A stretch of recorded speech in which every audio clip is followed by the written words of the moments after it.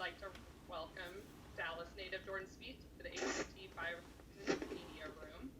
Jordan, you'll be making your 16th start of the season with 6 top 10s already, including 3 consecutive, and this is your first tournament back since the Masters.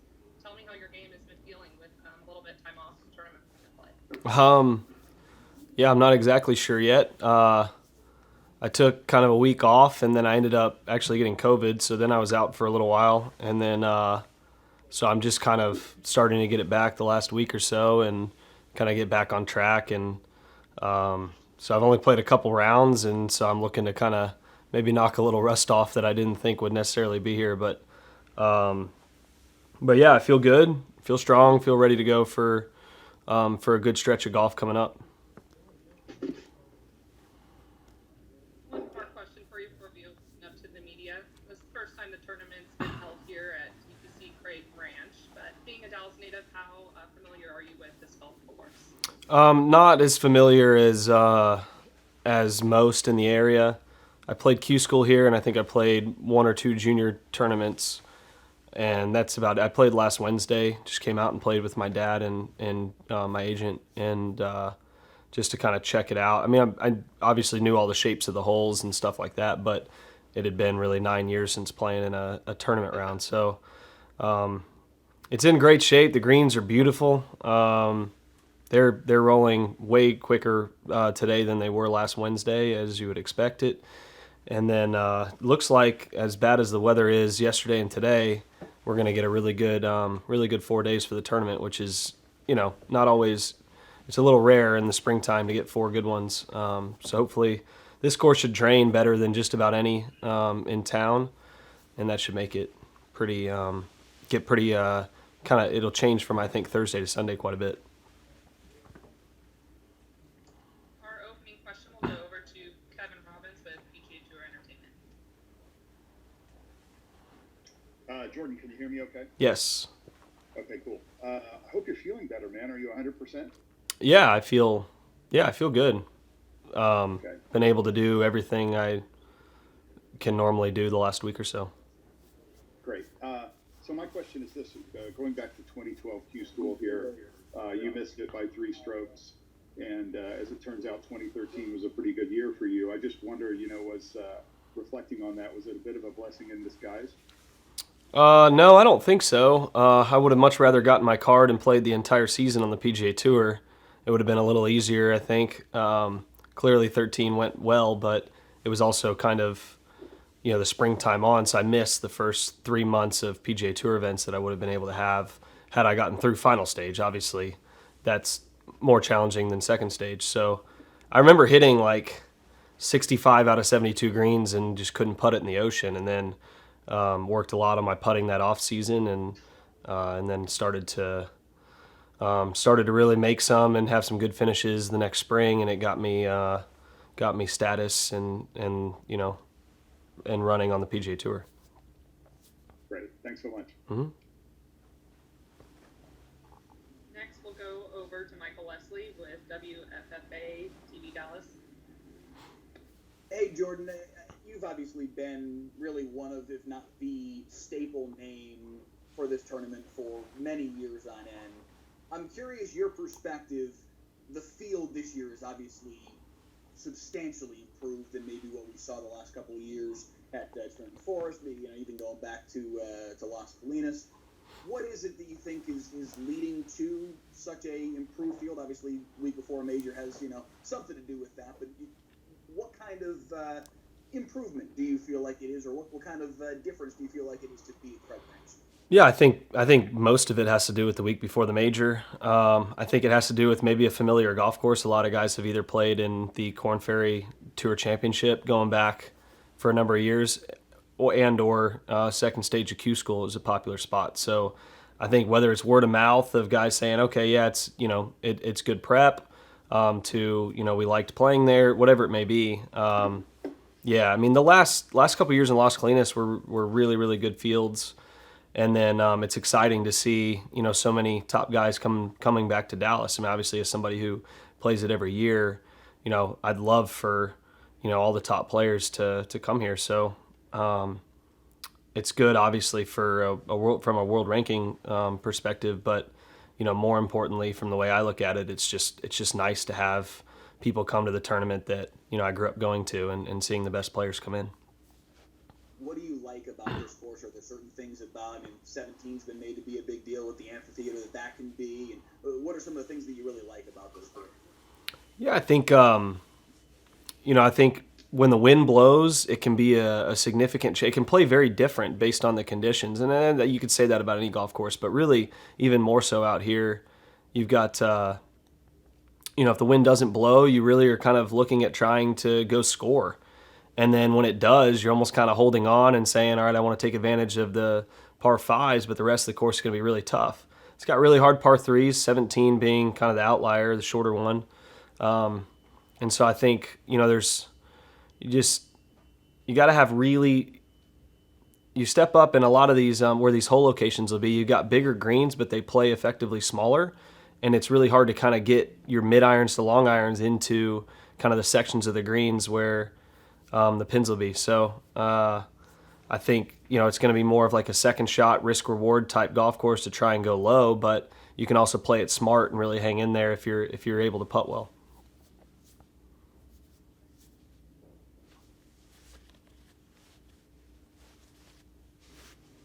With USA Today, we have Stephen Meglia.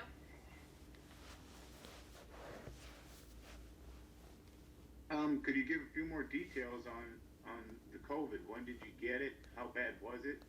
Are there still any lingering effects of it? And when did you start getting healthy? Not really sure when I got it, to be honest, because nobody I was around ever got it. And then it was the Wednesday of New Orleans, I think, or Tuesday of New Orleans when I started my symptoms, and it was bad for a day and a half, and then it was just kind of annoying for the next 5 days, kind of lost energy and sinus stuff. And then after that, I started to kind of get full strength back, and I would say the last week to week and a half now, I've been, acting as if it never happened. I'm just going about my days and doing, feeling full energy and being able to hit kind of full workouts and practice sessions and all that kind of stuff. So just kind of set me back a little. It was actually, I guess, if there's ever a good time during the season, it kind of worked out okay. But, I was planning on continuing to play. I wasn't planning on taking a month off in the spring. So, at this point, it's get back to playing golf and try and get in the same rhythm I was in, and just kind of be patient with it. Just curious if you lost taste buds or your sense of smell. No, I didn't lose taste or smell, and I didn't lose appetite, which was nice, but had to quarantine away from my wife, which was in the same house, which was interesting. So that I know a lot of people have had to do that over the years, or over the last year or so. So, so anyway, I guess it certainly could have been worse, and so I was lucky with that. Thanks, sir. Next, we'll go over to Doug Ferguson with Associated Press. I was thinking some of us would like to quarantine away from our wives at times, but that's another story. Two random ones for you, Jordan. This will be next week. It'll be the fifth time you've gone to a PGA with that being the missing major. If you're being honest with yourself, did you give it much thought up until the time you got ready to tee it off? Did it weigh on you, and is it any different this year? I think 2017 was really the first time, was really the only time where it may have weighed on me, only given, it was coming right off of a major win, and then I was playing really well kind of week in and week out there. And so I felt in form. I felt like, I felt a favorite going in, and it was the last major. And then the years after, I just didn't really feel in great form. And PGAs, it's going to pick you apart if you're not driving the ball straight and far. And then for the most of the golf courses, and then it's normally narrower fairways, thicker rough, longer golf courses, and so that's really the only year I felt that. Even in contention in 2019, I I was certainly trying. I knew every year I go into that tournament, it's like it's the one that, that if I could pick one more to win, I'd pick that one. But it doesn't really, while I'm playing the tournament, it hasn't really hit me and added any pressure or anything like that. It just kind of excites me a little bit more going into it. Okay, thanks. And the other one, which was really out of left field here, but what's one or two things that immediately come to mind if I mention the name Jason Duffner? We've had a lot of good times with Jason. I mean, I guess first off, I think of just watching him walk. He's normally falls pretty far behind his group. He goes about things at his own pace, plays fast, but takes him a while to get to the ball. He just kind of loves to just walk slowly, and then just very entertaining. We're not getting any stories out of that one? No. Okay, thank you. That should be funny enough, right? That's close. Now over to Brian Wacker with Golf Digest. Hey, Jordan. Or segue here after that, but curious, next week's PGA is going to allow rangefinders, obviously. I'm curious, two things from your perspective. What's your opinion on them being allowed? And secondly, if you and Mike plan to use one or not use one? I didn't even, I guess I remember someone mentioning that a long time ago, but I had totally forgotten until right now. So, yeah, I don't see why you wouldn't, but I also, we've been checking our yardage books and cover numbers and back of green numbers for 8 years now. I think shooting the pin is just a confirmation of what we're doing elsewhere. So I have a hard time seeing it speed things up unless you get it way offline or you're out of contention. But I don't think it speed. We'll plan on using it, but I think it'll be more confirmation than anything. It's not going to be we just step up, shoot it, and go. These pins get tucked and the wind's blowing, and you got to figure out a few more things than just the number to the hole. You use one at home when you practice? Oh yeah. Yeah, you do, right? Yeah, but we don't have tour pins and green speeds week in, week out at home, so it's a little different. Thank you. Mm-hmm. Next up, we have Art Strickland at golf.com. Hey, Jordan, I was wondering, how did you know you had COVID? Were you tested? Did you go to a clinic? Yeah, I had a positive test, and I took 2 more, and they were both positive as well. So I thought at that point it was probably correct. This was a home test, not a PGA Tour test? Correct. Yeah, I did a rapid and 2 PCR tests at home. And was that a surprise to you? Because COVID's been going on for a year now, and a bunch of guys have gotten on the tour. Were you surprised that, it's been a year now, really, with COVID, and you finally got it? Yeah. I've been careful. Anytime I'm around a group of people, I've been trying to be outside for really the reason being, 1, I don't really want to get it, and 2, I don't really want to miss tournament weeks. And so, yeah, it's just kind of odd that it, but there's been, like you said, there's been a lot of people that have gotten it. It's not really, in my opinion, it's not really a big deal.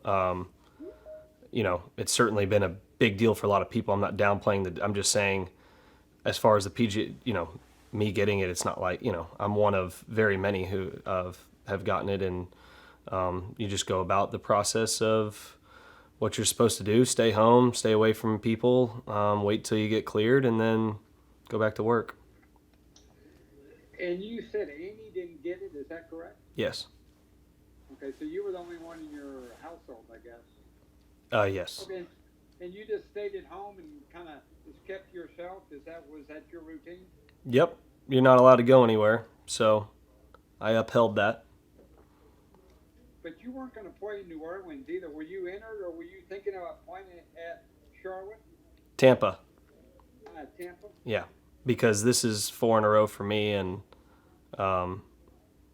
so that was going to be and I've had a lot of success there. I like the golf course there, so it was. I was really bummed. It was tough watching it, knowing that I'd been playing well, and I would go to a course that I like a lot, and but that's unfortunately part of the world we live in right now. So I don't think I would have been 100% last week, so decided to wait till this week.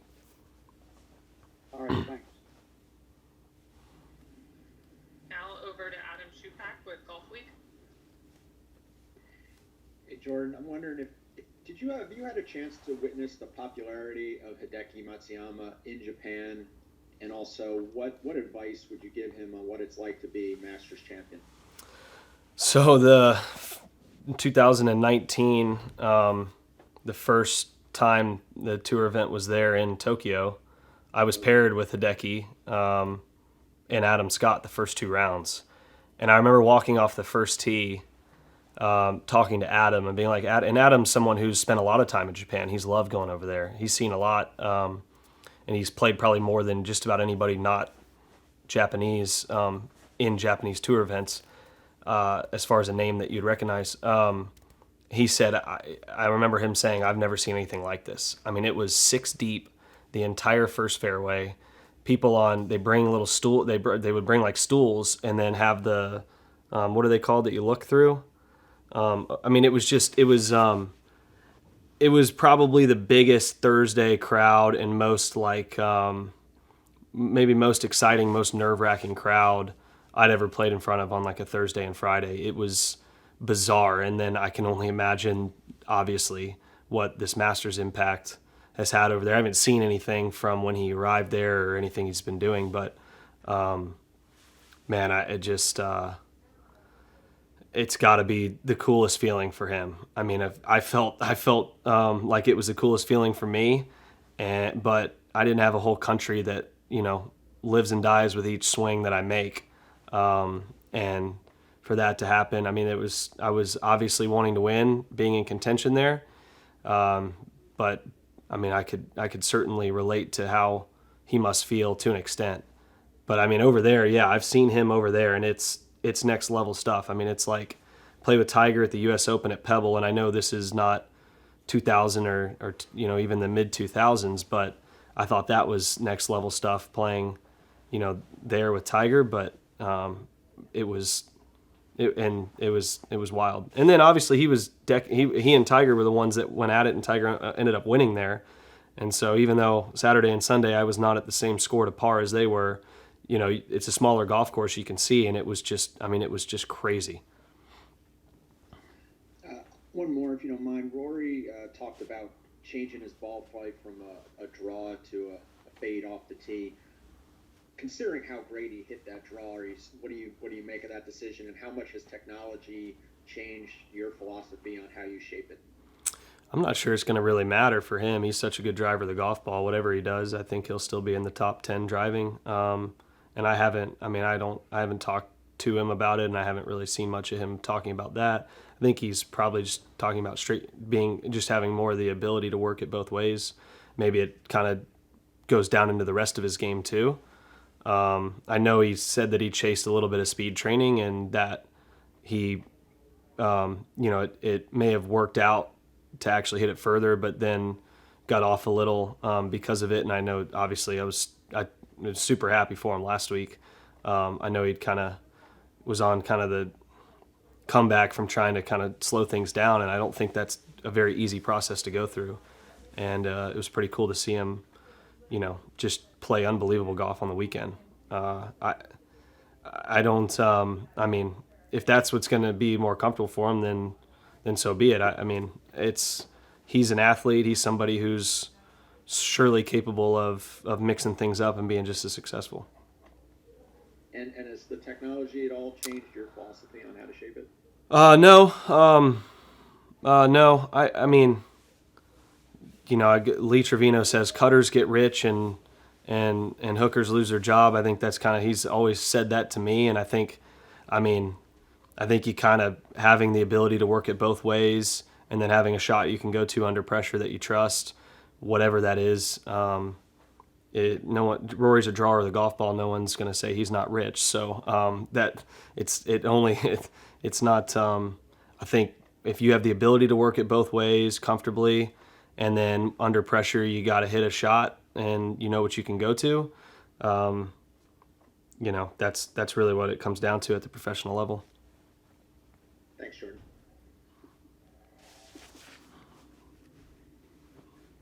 We have time for one quick follow-up from Doug Ferguson, and we'll wrap things up. Not really a follow-up. I wanted to go back in time a little bit to your last time competing at Craig Ranch. I seem to recall a story of you maybe missing a couple shorties, like on a par 5, and the word on the street was that, you've got a good game, but you'll never make it because you can't putt. Any truth to that? Do you remember anything about that?